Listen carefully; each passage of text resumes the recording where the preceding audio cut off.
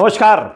UP की राजनीति हो और माफिया और बाहुबलियों की बात ना हो, ऐसा संभव नहीं है। क्योंकि उत्तर प्रदेश के पूर्वी भाग यानी पूर्वांचल की बात करें तो यहां राजनीति और माफिया राज दोनों परस्पर चलते हैं।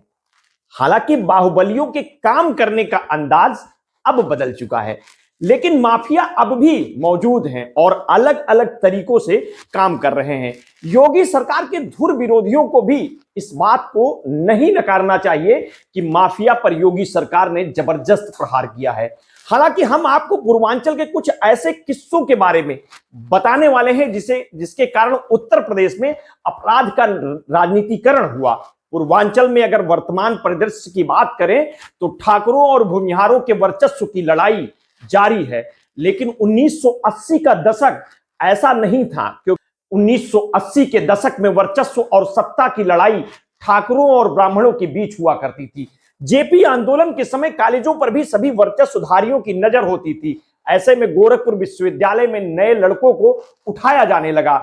ये वे लड़के हुआ करते थे जो अपनी क्षमता से देश को बदलने की ताकत रखते थे, लेकिन क्षमता का सही दिशा में अगर इस्तेमाल किया जाता तब ऐसा संभव था। ये वो दौर था जब वीरेंद्र शाही, जो कि हरिशंकर तिवारी के कट्टर थे और पूर्वांचल में ठाकुरों के प्रमुख नेता हुआ करते थे।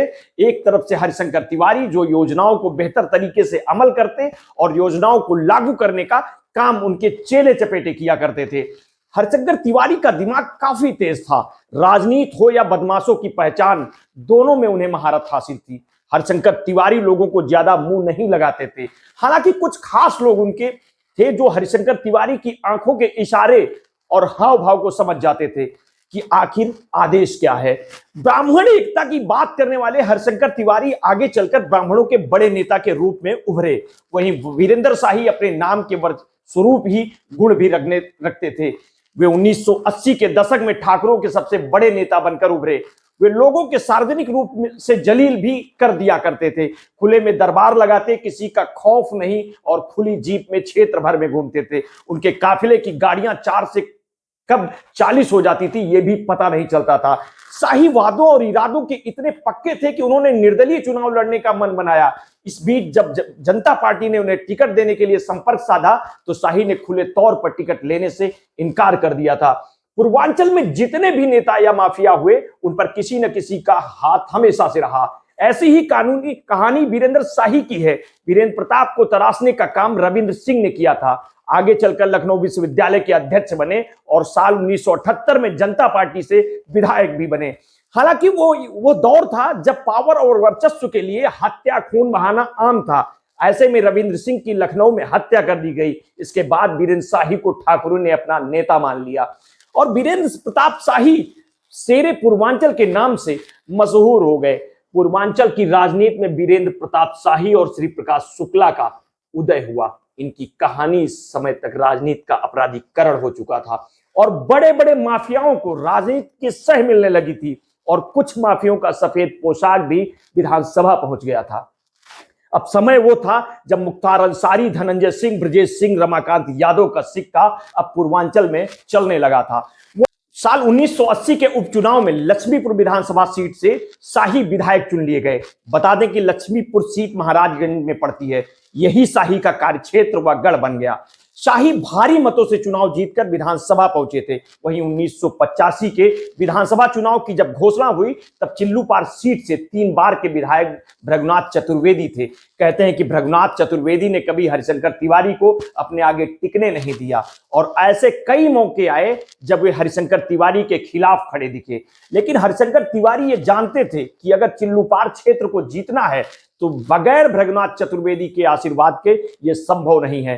चिल्लूपार विधानसभा से सटा बड़हलगंज, जो कि दोहरी घाट के एकदम समीप है, यहां भृगुनाथ चतुर्वेदी के राजनीतिक वारिस डॉक्टर मुरलीधर दुबे अपनी प्रैक्टिस किया करते थे।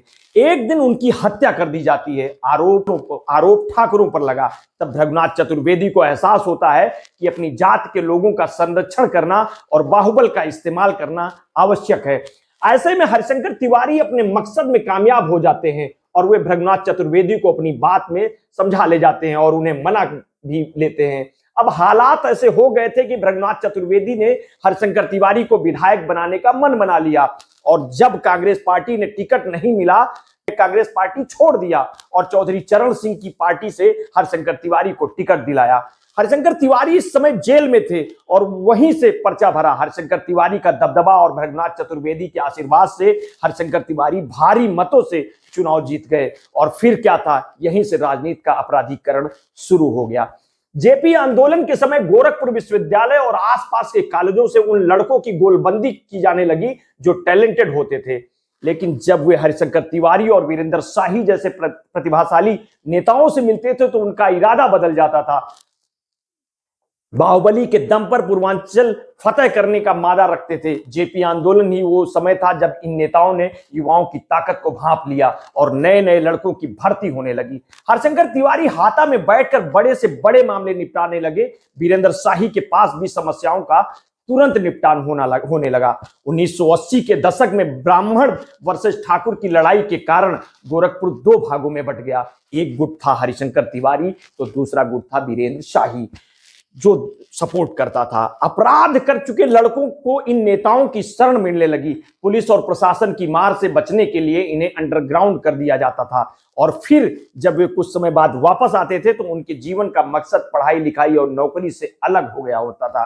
वे बस अपने बाहुबल के दम पर दुनिया जीतना चाहते थे। गोरखपुर में आए दिन हत्याएं होने लगी। जब रेडियो व अखबारों में हत्याओं की खबरें छपने लगी, लेकिन इन हत्याओं के पीछे की सबसे बड़ी वजह थी ठेके कब्जाने को लेकर लड़ाई। दरअसल 1980 के दशक तक पूर्वांचल में विकास के लिए सरकारी योजनाएं आने लगी थी। खनन, शराब, रेलवे इत्यादि के ठेके पूर्वांचल में तेजी से आने लगे और विकास कार्य होने लगा, लेकिन जिसके पास सत्ता और शक्ति ठेका उसका। ऐसे में पूर्वांचल में दो ही गुट थे जिनके बीच लड़ाइयां होने लगी। गोरखपुर ही नहीं बल्कि पूरे पूर्वांचल में खूनी जंग की शुरुआत हो जाती है। उसी दौरान श्री प्रकाश का उदय होता है। आम ब्राह्मण परिवार में जन्मे श्री प्रकाश शुक्ला की कहानी बड़ी दिलचस्प है। शरीर अच्छा होने के कारण मास्टर पिता ने बेटे को अखाड़े में भेजा, लेकिन एक दिन मामखोर गांव के ही एक लड़के ने शुक्ला की बहन से बदतमीजी की, और फिर क्या था, गुस्साए श्री प्रकाश ने उसकी हत्या कर दी। प्रशासन की धरपकड़ जब शुरू हुई तो कहते हैं कि हरिशंकर तिवारी ही थे जिसके कारण शुक्ला प्रशासन की गिरफ्त से बच पाया। इस दौरान हरिशंकर तिवारी ने श्री प्रकाश को अंडरग्राउंड कर दिया।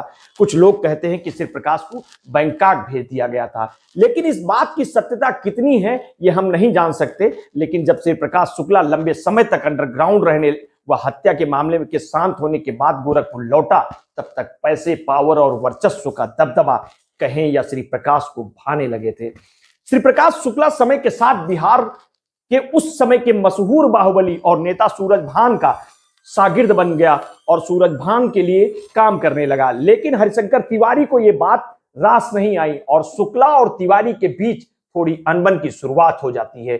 शुक्ला फिर ठेकेदारी करने लगा और कई ठेके शुक्ला को मिलने लगे। इस बीच शुक्ला ने राजनीति में जाने का मन बनाया और चिल्लूपार विधानसभा सीट से ही चुनाव लड़ने का मन बनाया, लेकिन इस सीट पर तो हरिशंकर तिवारी का दबदबा और वर्चस्व था। ऐसे में हरिशंकर तिवारी ऐसा होने दें ये संभव नहीं।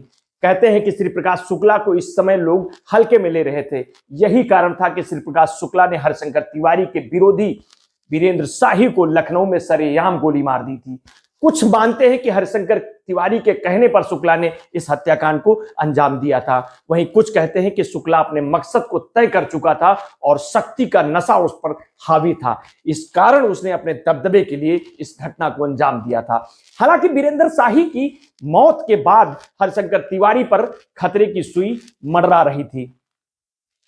अगली स्टोरी के लिए आप हमारे साथ जुड़े रहिए। समय समय पर हम आपको खबरें उपलब्ध कराते रहेंगे। बहुत बहुत धन्यवाद। साधुवाद।